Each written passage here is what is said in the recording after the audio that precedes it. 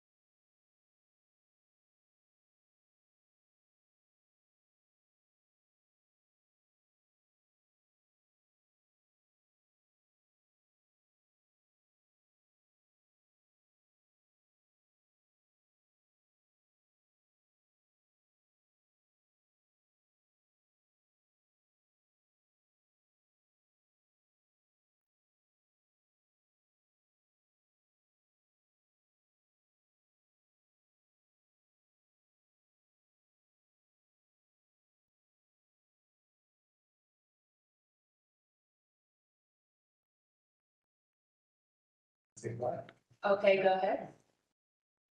Good morning. I'm Councillor Mark Tassin, Chair of the Truck Route Subcommittee. As we have quorum present for today's meeting, I would like to call this meeting of the Truck Route Subcommittee to order. In the House today, we have Councillors Kassar, Councillor Kretsch, Councillor A. Wilson. Online, we have Councillor M. Wilson and guest Councillor Ted McMeekin. This is moving to the approval of the agenda. May I please have a mover and seconder to approve the agenda as presented? Councillor Kassar, Councillor A. Wilson. All those in favor of approving the agenda as presented, is there? That passes unanimously. Is there? Nobody's opposed. That vote carried.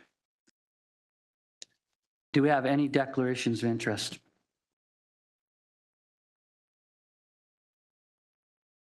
No declarations of interest, so we'll move to the approval of the minutes of the previous meeting. That's happened on January 10th, 2025. May I please have a mover and a seconder to approve the previous minutes? Councillor A. Wilson, Councillor Kassar. Are there any discussions on those minutes? Not seeing any. All those in favor? That's unanimous. That vote carried. Items for information, 7.1 PED 19073F, the Truck Route Monitoring and Evaluation Framework, Citywide Outstanding Business. We have Omar Shams, Senior Project Manager, Mobility Planning, is here to provide a committee with a presentation on this item. Welcome, Omar.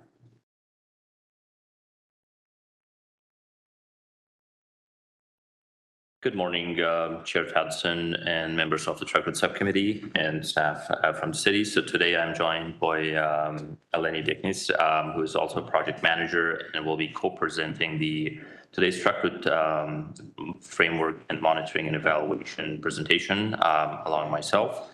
So I will share the presentation and start it.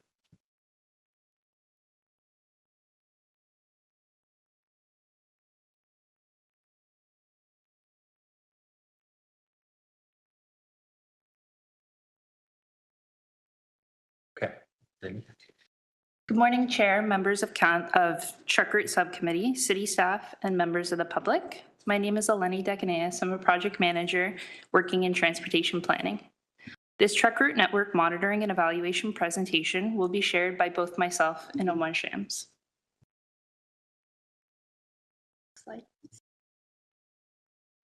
So today's agenda for this presentation includes the following: the outstanding business list, Truck Route Monitoring and Evaluation update, which will include volumes, an enforcement piece, a public engagement piece, the proposed public-facing dashboard, future engineering and operational improvements. We will also highlight the key successes, challenges, and opportunities throughout the monitoring and evaluations to date, as well as next steps. To summarize, after the last Truck Route Subcommittee in January, city staff members were asked to report back to the Truck Route Subcommittee with the following: a public-facing dashboard, as well as a breakdown on the 300 enforcement actions. And as a joint effort, that Public Works and Planning and Economic Development staff consult with the community about the implementation of truck route signage. The framework for the Truck Route Network is included as Appendix A in the report before you. The Truck Route Monitoring and Evaluation process includes several objectives. Here are 4 of the main ones that we will focus on for today. The first one is Truck Route Monitoring, which focus on collecting volume and classification data to monitor compliance of trucks greater than 5 axles. Second, enforcement, ensuring safety on the overall transportation network, including commercial motor vehicles. Next, we have public engagement, civic engagement through reporting of observed truck route violations using the online reporting tool. And lastly, the proposed dashboard, intended to provide annual updates on the key indicators regarding the truck routes.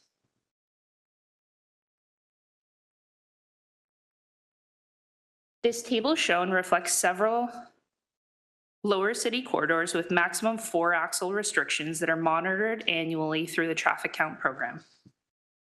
Post-implementation of the truck route, we did see a reduction of heavy truck volumes on these corridors, and since the overall volumes along these corridors have remained relatively stable. King Street West and Main Street West data were excluded from the previous report due to count quality concerns. Both locations were counted in 2024 and 2025, which are shown here. As summarized in the table, the counts for King Street West indicate a higher truck route volume along this axle-based restriction, which could be due to the ongoing York Boulevard construction. This second table reflects some major corridors and parkways that are monitored annually through the traffic count program as well. Stable truck volumes were recorded on Centennial Parkway, as you can see here. Bramall Road has shown fluctuation due to the ongoing road closure and development activity, reflecting its role as the sole east-west truck route in the South Mountain area. An increase in truck volumes were noted on Upper James Street, south of the Lincoln Alexander Parkway, suggesting that the designated truck route system is successfully directing truck traffic towards local parkways and provincial highways. I will now pass the next few slides on to Omar Shams. Thank you, Lenny. Once again, Omar Shams, Senior Project Manager, Transportation Planning, Mobility Planning. On the enforcement side, so from beginning of this year till mid-July of 2025, the commercial enforcement officers of the traffic unit within Hamilton Police Services, they issued approximately 1,174 charges and conducted 305 detailed commercial motor vehicle inspections. This resulted in 113 of those vehicles taken out of service, and 7 of the plates were removed. Those were plates that were not in conformance with the registration process required through the province of Ontario. In addition to these commercial vehicle related charges, on the 10 corridors that we regularly monitor for truck route performance, a total of 1,853 charges were issued. Only 13 of those were applying to commercial vehicle. So currently, Hamilton police officer is issuing violation tickets through a manual processing system, which they are on the process of transitioning to an automated system that could provide better visibility on the ticket types, location, and beyond. Related to the truck monitoring tool, this pie chart provides an overview of all complaints received through the truck route violations reporting tool since August of 2024 till mid-July 2025. It provides categorize the complaints by type, such as trucks operating on non-designated truck routes, violation of axle-based restrictions, driver behaviors, and any other concerns that were captured through the tool. While this tool has yielded valuable data, we have also noted some concerns about around misidentification of different complaints and concerns, and also duplication of entries into the reporting tool.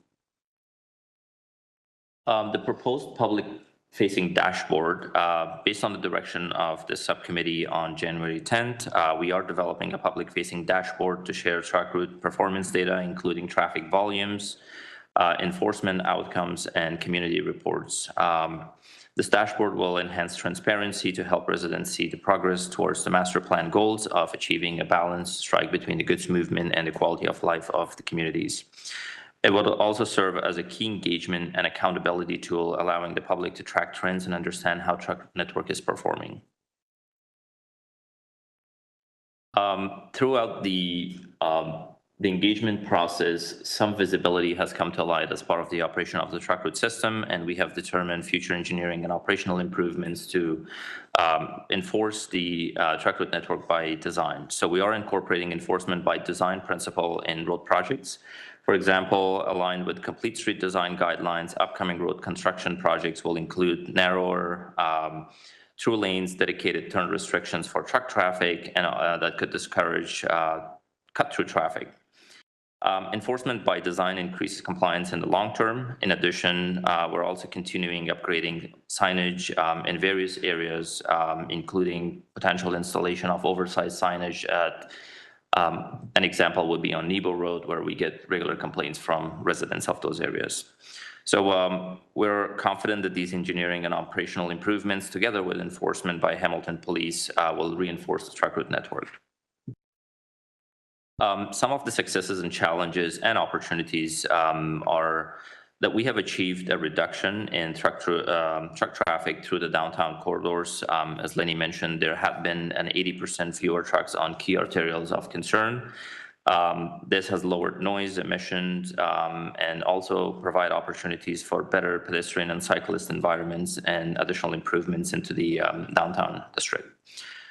Challenges remain. That includes ensuring navigation apps are incorporating the Hamilton Truck Route Network and their platforms, and also regional haulers that are coming from outside of City of Hamilton follow our approved and designated truck route system. But our data tool and dashboard will help address these moving forward. On the next steps, we will launch the dashboard and release our first annual performance report. We will continue to coordinate with Hamilton Police and Public Works on enforcement and design measures and engage community through the forums and reporting tool. Ongoing feedback will guide future updates to the truck route master plan.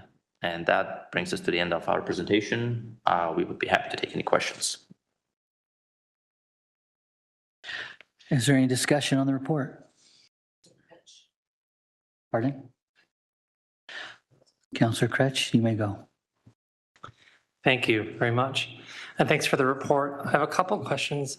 This sort of the asks I had directly were about signage and about trying to talk to neighborhoods. I guess what I'm wondering is where that's at, because the report suggests, okay, now we're going to start to talk to councillors about how to do that activity. When is that going to happen? How is it going to happen? I ask because this is something the community's been asking for a couple of years now, so we're quite a ways behind on that ask. So when is that going to start to happen? So through the chair, Steve Malloy, Acting Director of Transportation Planning and Parking. I know I've been engaged in talking with Transportation Division and Public Works because they are the ones who should be really leading that part of the meeting, and I've engaged with them several times. I know they've been busy, but it's my understanding that they had attempted to reach out. I just don't know how successful they have been in reaching out, but I will continue to push and prod them to reach out and set up that meeting to have that immediately as soon as humanly possible to move this along, because it's been too long.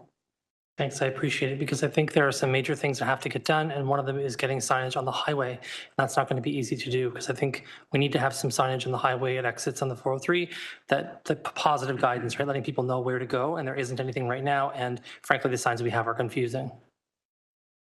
So through the chair, thank you for that comment. We do meet regularly with a couple, 2-3 times a year with MTO.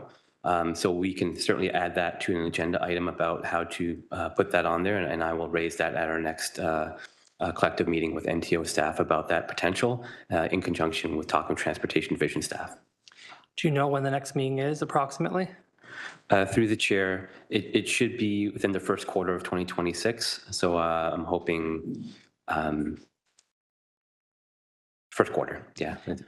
What I would say is that, yes, there's been a great reduction of trucks downtown in some spaces, some reduction in other spaces. It's been overall good. I'm still advocating for us to just get to the ring road and be done with it. I'm never going to drop that point.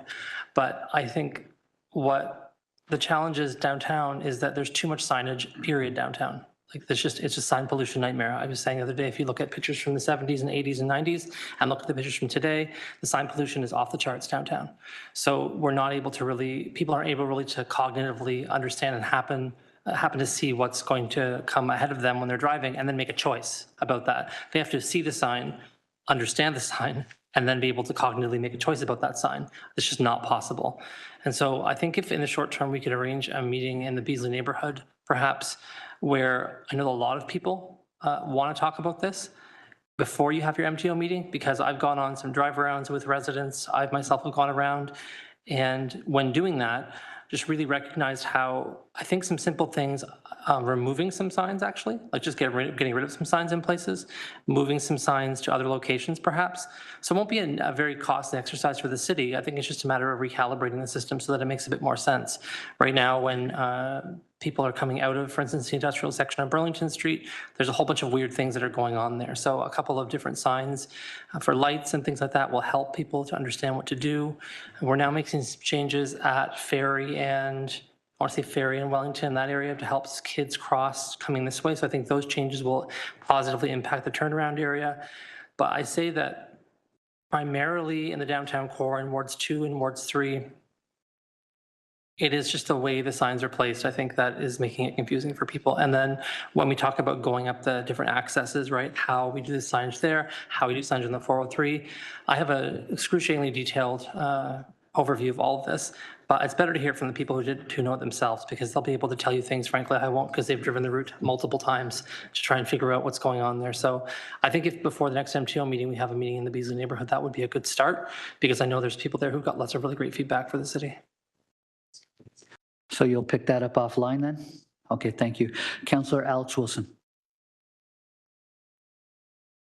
Thank you. I have a couple questions through you, Chair. One of the questions I have is relating to the appendices. Would you prefer if we're doing everything all at once, stick to the presentation? Just want to, all in your hands. All at once. Okay, thank you. In Appendix B, this is the additional information about enforcement. The paragraph is written in such a way, and I'm just trying to compare the numbers. So when we're talking about 2025 statistics, there is a number in the thousands, and it says this is vehicle violations that were done. And then there's a number around 300, and that's the commercial vehicle count. Then we go to 2024's numbers, and it says there was 2,000 commercial vehicle violations, something like that. So does that mean that the total number of vehicle violations was less than half the total number of commercial vehicle violations in the preceding year? Or is there maybe just some language between what's a commercial violation and what's a general violation, and I'm getting mixed up in the comparison between the 2 years? Because my initial read is that total enforcement for all vehicle violations is less than in 2025, has been less than just the commercial vehicle violation in 2024. Thank you, Councillor. Through the chair, so the numbers reported in thousands and 2000s are all related to commercial vehicle enforcement. So the 305 that we're referring is a detailed inspection of every vehicle from a safety perspective. So that's the distinguishing part between the two. But all of these numbers presented are related to the commercial vehicle enforcement. Thank you so much. That's definitely encouraging to hear. And on that note, are you able to let me know, is a commercial vehicle inspection more likely to occur on a truck stop on a highway? Is that more likely to occur in a downtown business? But like, or is it just could be anywhere? Do we have any sense of what those specific, I'm imagining more like a truck stop, but the 300 more detailed vehicle inspections, whereabouts in the truck route might those be more likely to be occurring? Through the chair, so those would be at the discretion of Hamilton police officers. When they're seeing a vehicle in violation, they're pulling them over in a safer space and conducting an inspection, which will take approximately between 30 to 45 minutes. They would not put the road users or the driver or the officer's safety at jeopardy. Thank you so much for that. Switching to the main issue at hand, I just had those a couple enforcement questions, wanted to get off the plate. When it comes to how we move forward with community, as Councillor Kretsch started talking about, something that I'm very aware of is that the downtown has unique concerns in this conversation. And then I go and I think of the Dundas Valley, which has the smallest business park in the city, has unique valley infrastructure. It has its own problems, solutions, challenges. And then we go to the rural area in Flamborough, and we're seeing in the hotspot map that all around Highway 6, residents are having on both sides, in Ward 15 and in Ward 13, are certainly telling us that this is a hotspot for truck route violations. I don't imagine that the same solutions that work in Dundas are going to work in Flamborough, are going to work in the downtown. How do we move forward in a way that engages residents about what those solutions need to look like, but are not necessarily tying those solutions to the whole city? So for example, 4-axle restrictions only exist right now in the downtown. There are roads in Dundas that also pass schools that also do that. Are we making these decisions based on the type of neighborhood they're in? So are you able to comment about where we're going with both the community engagement piece that Councillor Kretsch brought up, but specific to, I think, a little not citywide community engagement, but being able to hear from folks who are on maybe more isolated parts of the truck route or less holistic parts, like it is its own thing. I think Dundas is a great example where it's a little separated and it's a little isolated in that regard. And so how can we make sure that we're pursuing solutions that make sense within this valley without causing harm to the whole route? Are you able to speak to that? Yeah, for sure. Through the chair, Councillor. So through the truck route master plan, which was the enabling and a revive of the entire truck route system, it was a enhanced civic engagement process, and we tried to reach out to all communities, take their concerns, and refine the network based on lived experiences of those specific communities. In some cases, we have to accommodate and strike a balance between the needs of the industries and improving quality of life for those residents. So the Dundas specific example, there is only one route or two routes that are getting into the business park servicing those businesses. So, but by all means, in terms of operational improvements, in terms of some restrictions by time of day that could improve quality of life through the dark hours, those could be implemented, and there are opportunities through this reporting tool or any other means. We do receive regular input and complaints from the residents when they have those kind of issues within their neighborhoods and communities. We are coordinating that either through capital project improvements, through Hamilton Police for enforcement related matters, and our public work colleagues for signage and other operational improvements. Thank you. And let me know if I need to jump on in a second time at any moment, Chair. But just through you, are you able to speak to specifically what that looks like, and even, I think more valuably, how that's tracked in the organization? So a resident calls and says, I'm having lots of issues. My neighbors are having lots of issues. The counselor maybe reaches out. So there, there's some calls that have gone into the contact center. There's some emails that have come from the counselor asking for reviews of signage, for example, all the things that have come in. And then a capital plan comes up, and there's an intersection on this route that's, and that this is the Dundas example. It was on that list of upcoming there. Like, what is the actual process or work, and what is the commitment to community members about how our truck routes either being specified in that capital project? So does it exist in the house of that capital project, that intersection redesign, and folks should be directing their truck route feedback to that capital project? Or is the truck route team keeping almost like an OBL, or here's the ongoing list of complaints in, say, the downtown area that we're working on? And so whenever we have an opportunity to action complaints from the downtown area, here's our working list. And then we appreciate that that may be a different working list than other parts of the city, but they each have that list. It's being tracked, it's being actioned. I'm trying to understand where we are in the data collection today versus that model, which I don't think we're quite at, but we might be working towards. Through the chair, Councillor, so there's two processes. One, through this reporting tool, which we have a backend of the visibility on the data. We get a better tracking system of where these complaints are concentrated, and the heat map is an indication of that specific data collection and tracking process. We do see the details of individual reporting based on the type of nature of concern and the location. Through the capital project coordination efforts internally with engineering services and other groups at PW, we provide those feedbacks whenever the opportunity presents itself and a project is up for planning, design, and operational improvements. Those commentary would be inputted based on this, the tool and reporting tool, as well as all the individual or direct correspondences we're receiving from the residents. So there is that tracking process with staff who are providing those kind of operational improvements and engineering improvements. Thank you. And I think final question from me just on that specific piece. So we come to Highway 6, which is, I think, a great example. All of the solutions cross through provincial jurisdiction because it's a provincial highway. If we want a traffic light, if we want to change anything that's basically not the signage on the adjacent roads, we need the province at the table. How do we get the province at the table if we're not able to share numbers of complaints, if we're not able to break down police enforcement along the corridor? So similar to how we've been able to break out corridors in the downtown, I'm wondering, are there ways that we can think about, maybe it's not a corridor, maybe it's a different shape, maybe it's a different activity, but are there ways that we can at least on the data collection of where the concern side, I see like a really clear hotspot all around 6 when we look at the community reporting, and I'm just wondering how can we draw a line around that and start having some data collection that's specific to that, so we can then say, a third of our complaints or 25% of our complaints are coming all along this provincial highway. Province, can you come to the table so we can figure out some solutions here? In the meantime, we're working on the other 75% of our complaints. And I'm just wondering, does that require direction? Do staff see that? I would like to have, in the way that the corridors are broken out, more of a thought about what other breakouts are, so they can be resourced, they can be tracked, they can be funded if they need to be funded for counts or things like that, because we're only getting the data on the areas that we've identified and delineated as hotspots. And I think we're missing some hotspots in the whole city. So I'll stop there, but I will likely come back on there. But if I could hear an answer about maybe where staff are thinking about we could get future delineations. So through the chair, thank you for that question, and it's a great point. I think the great thing is now we have that data set, right? We anecdotally had that. I don't think we did a great job at tracking that information, but now we have this good data set to say, hey, there is a clear pattern here, and there's a trend here. What are some of the potential solutions? And also, now that we have this information, we can do supplementary follow-up studies that doesn't require a lot of money to be put toward it. To again now set up a meeting with MTO to say, hey, we've identified these challenges. We've done some supplementary work. We think that these are potential solutions, and engaged in them with that discussion. And then the outcome of that discussion, there may be some follow-up with this committee or others or ward councillors to address what those conversations have been.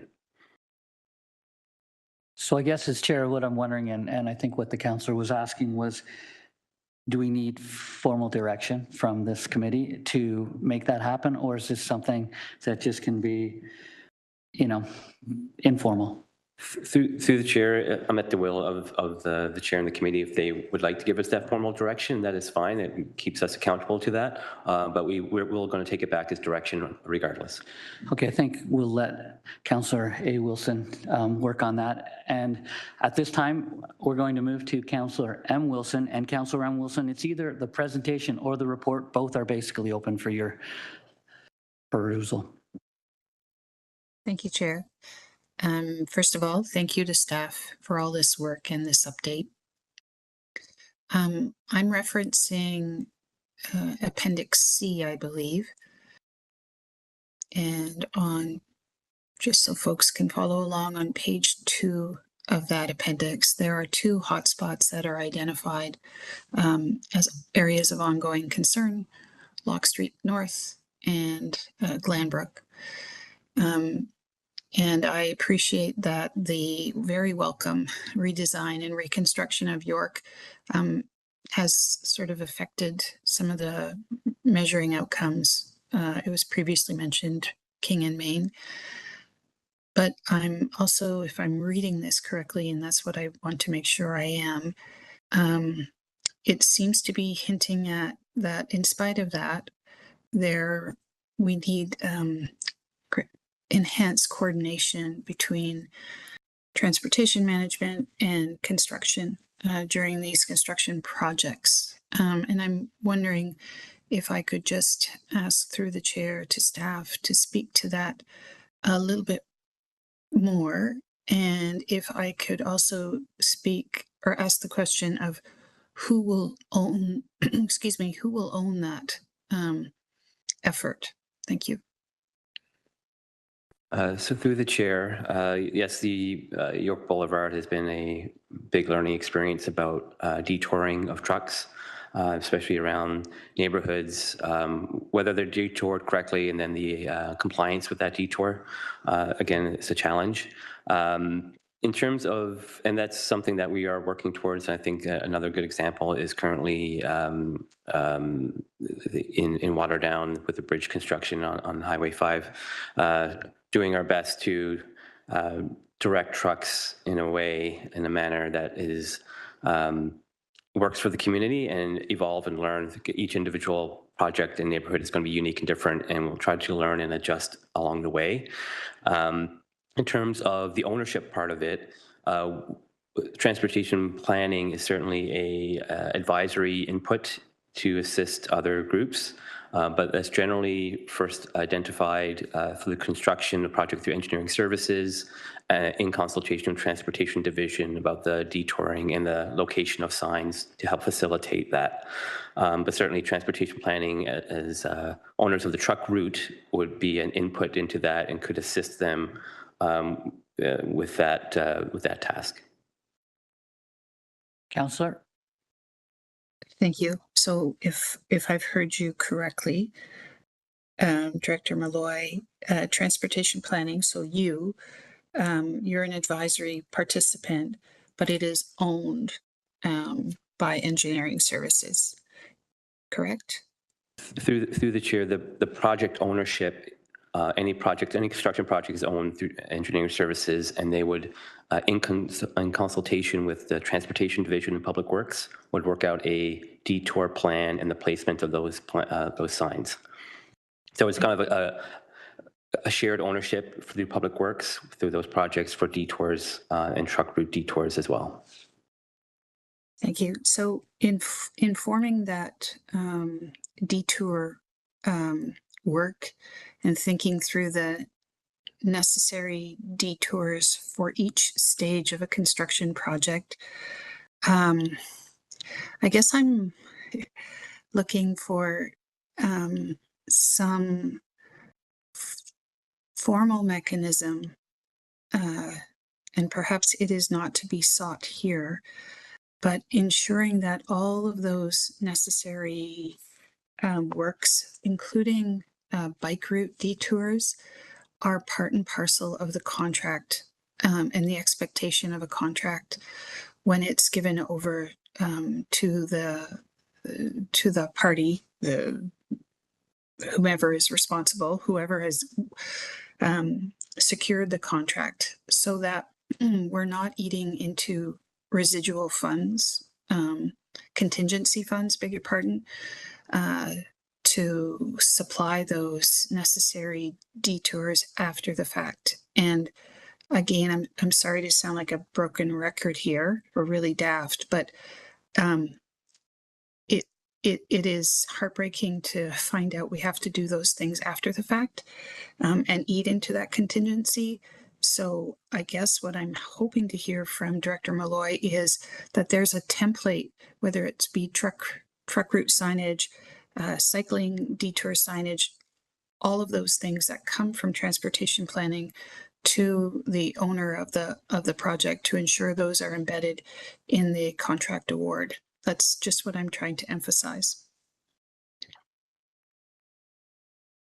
So through the chair, that it's my understanding that those things are embedded in the contract, but certainly we can work with solidifying that and making it more clear and apparent and emphasizing the importance of that through the contract work with, between any construction work, whether it's run through even a developer-led type of development that might be done through a project that may not be through engineering services, but we can have that conversation with growth management as well to ensure that those things are taken into account, because some construction projects are delivered by different parties depending on the nature of the project at hand. But the takeaway is truck detours, pedestrian and cycling accommodation through construction zones are important to make sure that those things are embedded as part of any construction project. Thank you. The embedding the Vision Zero principles, I think, is fundamentally important for a fulsome contract. Thank you for that. The second question I have through the chair is the reference to Queen Street North. Just, it's notable. If you could just speak to that, but also how it's tethered to future operation engineering work. I'm thinking in layperson's language, that means the redesign of Queen Street North eventually, and how that dovetails into our HSR next will facilitate some truck route action or activity through the chair. Through the chair, Councillor. So Queen Street North is one of the areas of concern for the residents of that community with the impact of truck traffic and violation of the maximum 4-axle restriction. So that we have made note of, and that's why it has made its way into this report for potential future improvements. We do have a feasibility study ongoing for two-way conversion of Queen Street North. That's north of King Street up to Barton Street to accommodate those multimodal transportation systems, including HSR servicing of those communities within the constraints, but also a detailed review of the operational improvements on how we can mitigate these issues that are related to the truck traffic and enforce the 4-axle restriction by design. So larger vehicles who does not belong to that corridor should not be using it moving forward. So that's that will be addressed through the feasibility study and the detailed design phase. Thank you very much. That's some music to my ears. I really appreciate that. Thank you. Those are my questions. Thank you, Council. We're going to move to Councillor Kassar. Thanks, Chair. And I just want to start by saying thanks to staff for the work on the portal.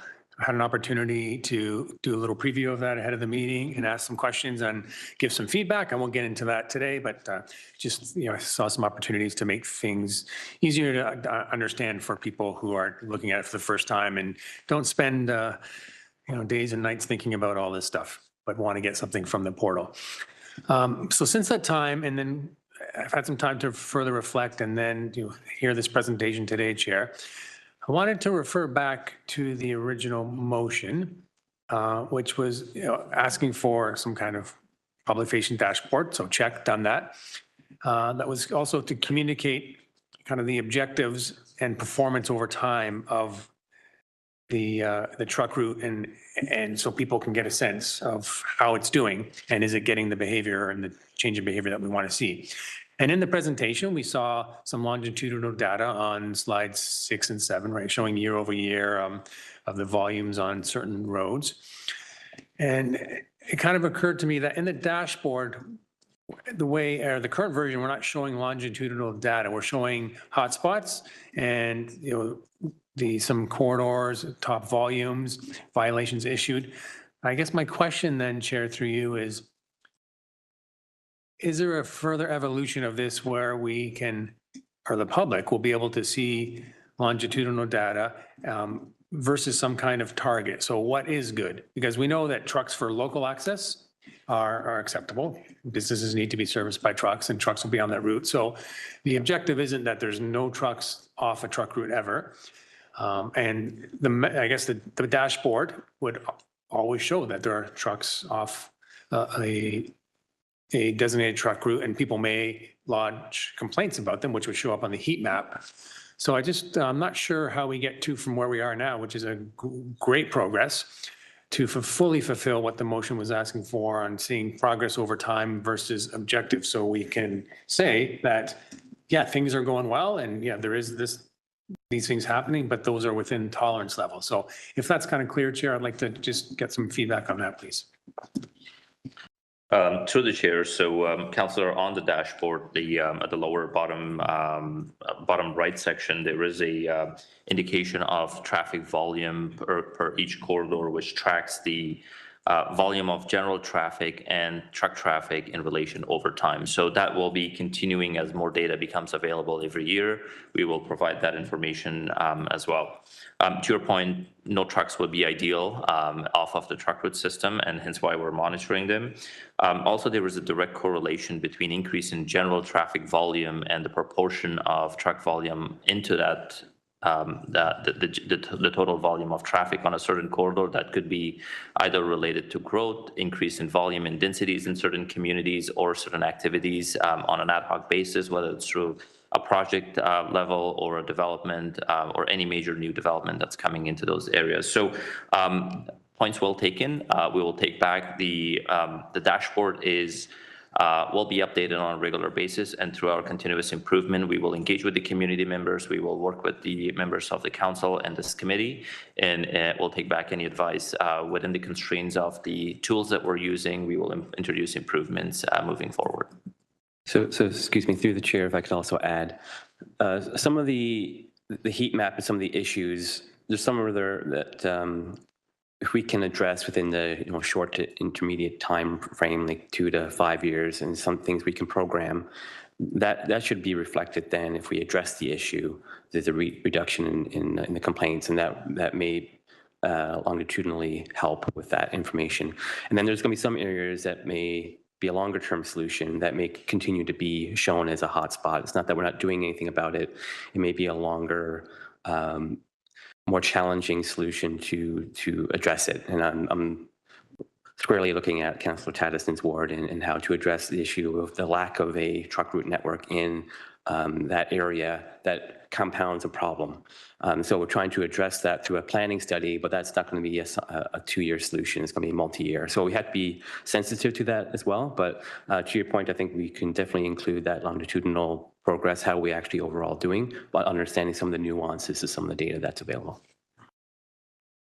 Yeah, thanks for that. And I'm not speaking, of course, specifically about anything in particular, but just overall, if I'm a resident who becomes aware of this topic and because maybe I've moved into a new neighborhood and now truck traffic is on my radar and I learn from my counselor that, oh, there's this dashboard and I look at it, it's how am I going to be able to, well, what do I take away? So I see there's hotspots, I see there's fines issues or violations and inspections conducted, but what should I be expecting? What is acceptable? Right. And so it's, there's the actions taken, get that. There's short, medium, long term, totally cool. And, there's a communication way, or there needs to be a communication avenue for that. But on the dashboard, if it may be unfulfilling to look at that and see things and then not be able to determine, well, what do I make of that? And that's kind of my point. And understanding it's an evolution and her going to take that back. But I think we need to think about it from that a resident's perspective who doesn't think about this, and they're going to look at this and what conclusions can they make? Are they going to step away feeling like they got something from it? And because I know there's work going to be done and things will improve. And it's just the interpretation of the numbers on what does the city expect? What is the objective and how are we doing against those? So I think I made my point, but that's, I just think how we should be thinking about it. Thanks. Thanks, Chair. Thank you, Councillor. I'm just going to throw it over to Councillor A. Wilson to chair while I ask a few questions. I saw that concept that says enforcement by design, and I'm just wondering, is there any consideration of enforcement by design for rural roads?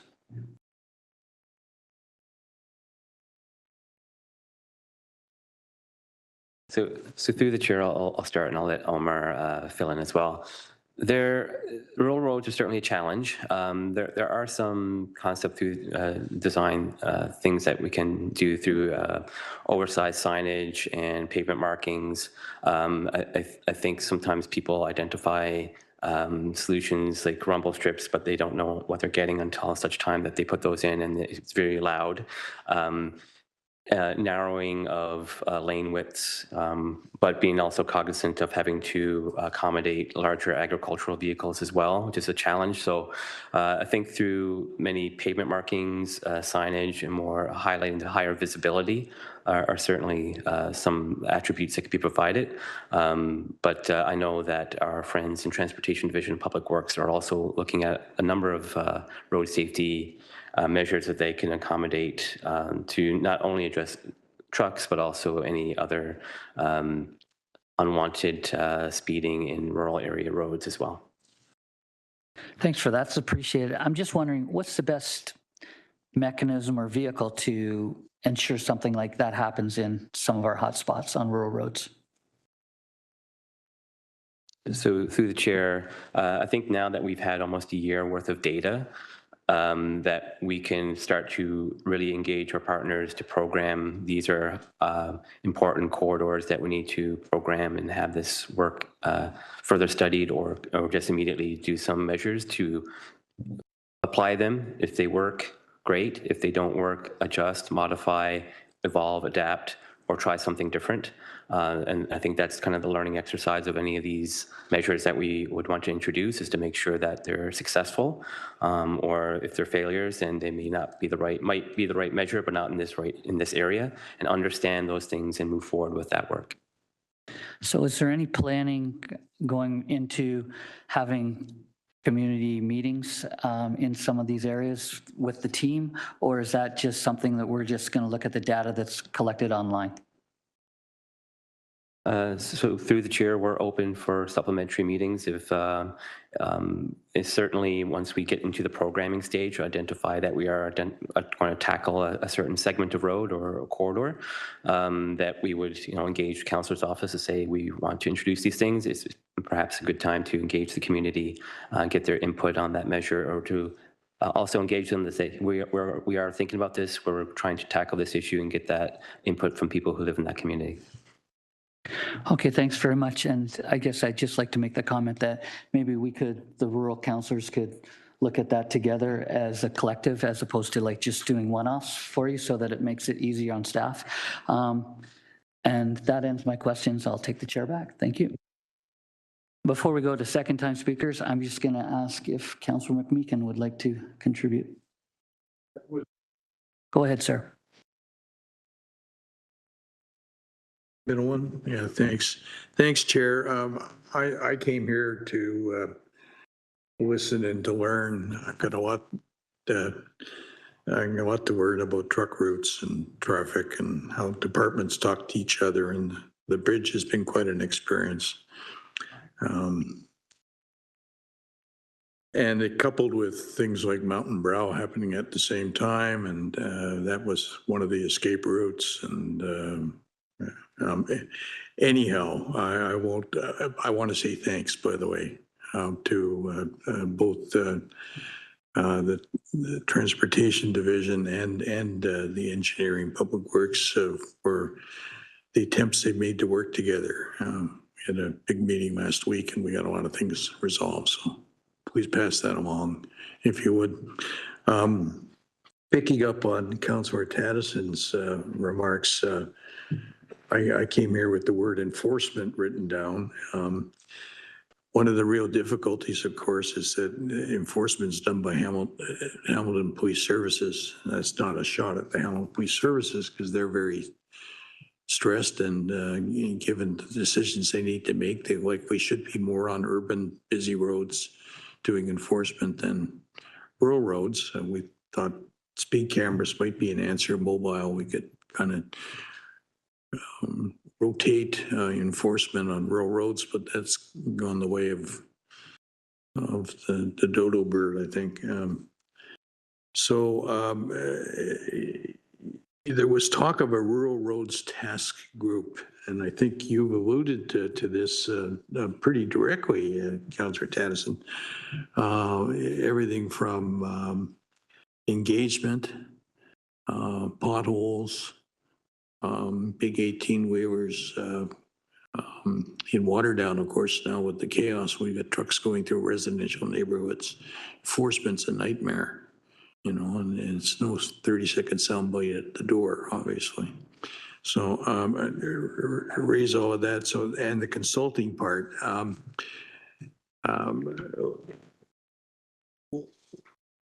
Let me just offer this up, and the final comment that my colleague Mark made around consultation.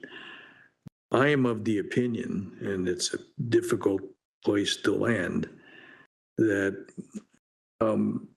some rural road truck routes should be changed to other rural road truck routes. That, of course, makes you friends on one rural road and enemies on the other. That comes with the territory, but Carlisle Road in particular, which is a very busy urban area, is a difficulty. So I guess my question would have been, and maybe Councillor Tedder is asking, is how do we go about the process of changing a rural truck route? That's my focus. I mean, we'll struggle with Waterdown. I mean, it comes with the territory, but rural roads get virtually no enforcement. Everybody complains. Potholes get fixed, and then the winter comes and they're back again. You know, you can't repave them because it's $15,000 a kilometer to repave from number 6 highway to Middletown or to the. It would consume the entire budget to do that. So that I know that's not going to happen. But how do we get routes changed? Do we meet every 3 years, 5 years? Somebody told me we meet every 5 years and consult with the community. I'm not sure that that's what we do, but that's my question. And thanks for letting me muse a little bit. I confess I don't know a lot about this. Well, thank you, Councillor, and we'll move to the answer of your question at this time. So through the chair, I don't envy your position as a councillor having to, well, in any ward, to be honest, because truck routes are as a resident, obnoxious. They're loud, they're threatening to some. Unfortunately, they're a necessary tool to provide goods and services that we have, especially in the agriculture area. And then to deliver it in the urban area. So regardless, it's a challenge for all communities. We typically review our plans every 5 years, so it's a master plan. So we're about a year, 2.5 into this one. We're about halfway through. We're collecting all this input, which should feed into the next iteration of the plan. More specifically in rural areas, the challenge is the lack of road network, because you have longer segments and in between. And you're right. You're either going to make one street unhappy or the next corridor unhappy. So it's that balance and trade-off. We went through this exhaustive exercise the last time around, and we had quite a bit of engagement for all routes. And that happened to be the route that we landed on. And that if we go through the next process, we're going to have the same conversations. I think the challenge is the route's necessary. It's where you locate that route and what that balance of impacts are to those various landowners and businesses along those different corridors. So I think no matter which way in especially the rural context, no matter which way you slice it, someone's going to be very unhappy that you have a truck route, whether it's going to be introduced onto it. They'll be happy when you take it off, but now you have to put it elsewhere, and it's just a different subset of people that you're going to upset. I think that's just the nature of the business and the beast, and that's unfortunately in this context, in that particular segment of east of Highway 6, that challenge in that community. I don't want to make any promises. I just want to say that's the kind of the process, and that's the challenges ahead of us when we get to that point in the next iteration. Okay, thank you for that. Second time speakers, Councillor Kretsch. Councillor McMeekin talked a little bit about the issues with respect to enforcement. I think it's important. A word I hear a lot around the ways that cities collaborate with police is partnerships, ongoing discussions, we're going to continue to work with. But I find that a little bit lacking, because in practice, as a Hamilton Police Services Board member, I understand the fine details here. And the police set their own agenda. We don't get a say. Can you just unpack what the future of that looks like? Because we were told by police that they would do this much enforcement, right? And that was part of the early discussions. And we got this much enforcement in the end. And I know that it's a positive or hopeful response in the report that we're going to continue to have collaborations and conversations, but ultimately this is not up to us. I just want to say that out loud and make sure we understand that out loud and the public understands that out loud, that ultimately the chief of police is the one that makes the decisions. And he's aware of the issue. And the police are aware of the issue. I had a meeting with them where we discussed traffic concerns in Ward 2, and I said, look, you don't need me to tell you that there's issues on Cannon Street East when it comes to traffic. Anyone and everyone who lives downtown or has anywhere come downtown knows that we have some serious traffic issues on Cannon Street East. I don't need to ask the police to go out and do traffic enforcement there. They have a mandate, they have priorities, they have goals, and they can organize their work accordingly. And they agreed. So can we talk about that? Because I want to make sure that the public or anyone listening understands that our ability to induce enforcement is basically non-existent. So through the chair, you're correct, and I'll pass it along to Omar to kind of break down a little bit more of the work, or understanding of the enforcement practices and the police resources. But yes, the police service, the chief of police, allocates different resourcing to undertake their direction of how commercial vehicle or traffic is enforced throughout the city.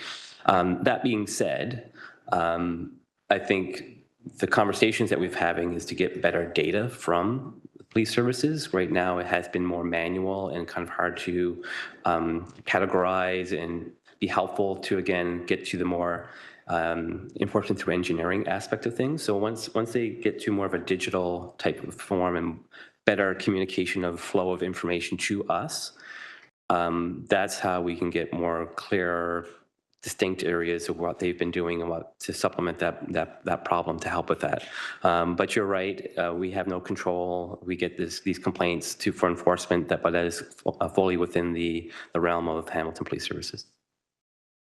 Thanks. I think that's really important just to say out loud, because we don't have a say. And I think residents think, oh, if you nag your counselor enough, then magically what will happen is that the police will do something. And the answer to that is nonsense. The police sent their own mandate and they're very clear about letting us know when that's the case. I think also when we're looking at this specific issue, it'd be helpful for other people to maybe know that the Traffic Enforcement Division of the police was upgraded to 19 or 20 officers that were going to do that work.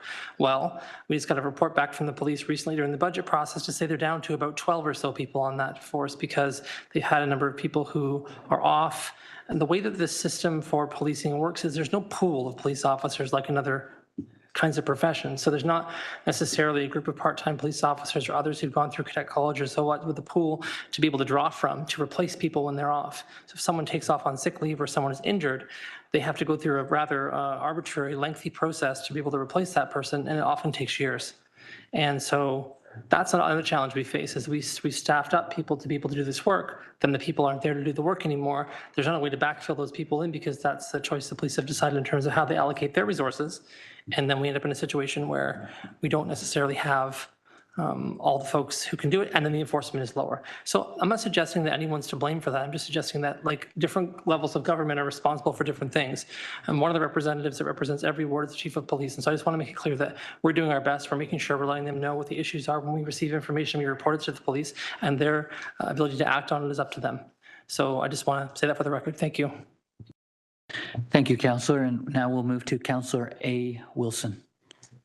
Thank you. I think just following up on my thread from earlier about how can we maybe get some more data or break down different areas, I think I'm trying to understand maybe to start, there's 9 areas in the report, talks about a more consistent approach. They're, consistently delineated. So we're going to compare the same data, the same stretches every year. That's really exciting. Were those 9 areas chosen by committee, by resident feedback, or by staff? Through the chair, so as part of the master plan and the follow-up direction of this committee, staff identified those 9 locations, or actually 10 locations, where changes were implemented, and we, based on our understanding of a holistic big data analysis, we understood that these potential corridor would see a reduction in truck volumes. However, the diversion will happen in the parallel fully designated truck route system. So we wanted to see how the volumes are decreasing in one part of the city and increases in another part, and how to measure the equitable distribution of those impacts on various communities. Thank you so much for that. And how, what's the level of service associated with being one of those, maybe we call them priority corridors, or, that we're looking at them, they have a different level of service. So for example, they have staff doing a truck count. Is that not at minimum one of the levels of service there? Kind of staff do a truck count, but staff aren't doing a truck count on every single road in the route. They're just kind of doing a truck count on these 10 roads. Are there any other differences from the data collection side with these roads, just so I get an understanding what the inputs are? Sure. So through the selection process, we did look into sensitive receptors, as General Hospital being one of those key corridors. We are measuring or counting traffic on Wellington and Victoria, and also Centennial Parkway and Rye Mall, with the number of schools along those corridors and other sensitive receptors. So that was one of the selection criteria on why these corridors were selected. Thank you. And then the other inputs are, we have the public-facing dashboard and the public complaints, HPS data that gets shared with us, as well as any other complaints or feedback that comes into the city through the contact center, counselors' offices, however they find their way to the team, that kind of bucket of resident feedback. And so those are the inputs driving decision-making largely, those 3 kind of pieces of feedback. And then so these 10 roads have the traffic counts, whereas other roads don't necessarily get that additional traffic count. But otherwise, it's the same level of service. Through the chair, that's correct. On cases where we get these complaints and it doesn't fall within these 10 regularly monitored corridors, we do ad hoc counts on those locations, just to get an understanding of what is the driving factors on increase or uptick in truck volumes, or a reduction, and how that's communicated back to the members of the community and members of the residents. Those counts are scheduled according as on a need basis. Thank you. And so all these data inputs, this is where I stop, I think, following the process as well. All these data inputs go into what I'm going to call a work plan or an action list. And so first step is, what can we do? How can we do it? Is it a signage solution? Is it a capital construction? I understand that it's a variable process. So that's maybe part of the opaqueness for me. What I'm trying to work towards is, that list at some point exists. And at some point that list is, we're going to change these signs. We're going to look at engineering solutions on these roads. We're going to work with HPS on data collection and enforcement over here. Is there any way that that action list can be shared with committee or tracked in some way, even if it's not holistic, but we get beyond those 10 corridors and we get to something where it's like, here's the 100 things we're trying to do in a year? Because I also think there's a capacity issue. Like, this city cannot fix everything all at the same time. We might only be able to do 10 solutions a year, 10, whatever the number is. And so I think better understanding, here's say the top 100. We're going to action the first 50 in this year. We're going to action the next 50 in this year. Helps folks see if there are complaints on the list, see if it's at the solution identification stage, if it's at the implementation and study stage. How do we get there? Because I think we have the list of kind of priority areas where the data inputs are. That's all in the master plan. But what I'm not necessarily seeing is kind of that action list or the what we're going to do about it list. And I'm wondering, can that be made public or shared with committee or produced in some way? So that's a great question, Councillor, and through the chair. I think we always do a good job of reporting the problems. We don't necessarily report all the good things we've been doing. So certainly as part of the future monitoring iterations, I think it's a great idea to say, here are all the action things that we have done to address the issues throughout. That we don't necessarily need to get into the specific intersections, but maybe from a corridor perspective, we've we've installed signs, we've done engineering things, or we've for instance, again, I'll pick on Councillor Taddison. We've finally released or have a consultant on board to work out a study to help his ward with truck routes and to say, we are doing this work. You may not see, or some immediate people might see it, but not the general public, just to say we've been making progress and this is the progress that we've been making and share that work plan. Thank you. So I think I would like to work on direction, but I'm not going to try and do anything today. And so I'm wondering, I think through you, Chair, to the clerk, we report up to, is it GIC or planning or Public Works? Okay. So maybe in advance of the PW meeting when these minutes are being received, so we can all be efficient with our time today. But the gist of it is, I'd like to understand, given that the first iteration of the top 10 list was generated by staff, would like to keep it that way and maybe ask if staff could think about generating, I don't know if it's a different priority list, but looking at the whole city where some hotspots or other areas, maybe they need a different level of service. Maybe they're not the same as the Ring Road 10 that are getting looked at in the same way. But how can we track and identify with an appropriate level of service that makes sense for those areas? Could they be generated by staff? Because we're not going to be able to do everything. So what are the top ones? And then the other piece, almost completely separate, is how can we get an action plan shared so folks can see, as a city, when it comes to making the truck route better, here's the top 10, 100, whatever they are, here's what we're working on, here's the website, you can see it. And what you're doing by you're trying to provide feedback is you're trying to get your issue on that list, or then you're tracking it. So that makes, to the point earlier about the communication a lot easier. It's here's your point in the queue. And maybe the queue is we have to do an evaluation for what makes sense, and there are engineering constraints, but I think people really want to see that sense of progress or timeliness. And I'm wondering maybe if we could work offline for a meeting to develop what makes sense for a report back on how those could be fleshed out. Okay, that's it from me, Chair. Okay, just looking around, just as final comments from me, I guess what I'm thinking is it's a bit of a quandary. We live in a material world. For me, I guess if you have something in your house, it's a good chance that a truck brought you there. So I recognize a good discussion here. The quandary for me is that trucks are necessary, as Steve said, for the movement of those goods. Can we move those goods in this city in the best way that we can, that makes the most sense? And that's going to take some tough political decisions on our part to make sure that that happens. Going forward, is there any more discussion on this report? Seeing none. All those in favor to receive the report and the presentation? Councillor, I need a mover and seconder. Oh, thank you. Councillor Kretz, Councillor Wilson, A. Wilson. All those in favor to receive the report and the presentation? That's unanimous. Thank you. Items for consideration. 8.1, amendments to the outstanding business list. May I please have a mover and seconder to approve the amendments to the outstanding business list? Counselor Kretsch and Counselor Kassar. We will require an electronic vote. Oh, sorry. Go ahead.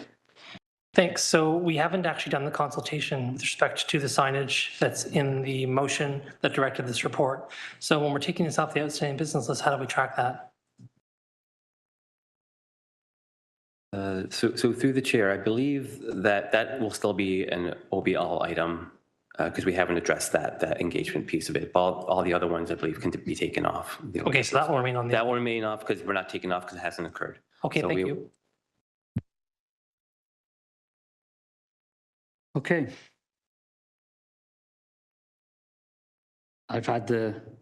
Okay, we'll do the electronic vote. Oh, I'm not going to have to give you a thumbs up because my computer logged off. Okay, let's do the electronic vote now.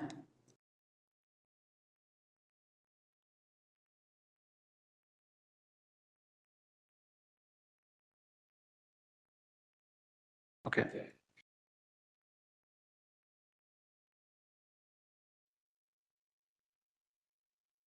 That vote carries 5-0. Thank you. I believe there being no further business, this meeting is now adjourned at 10:35. Thank you.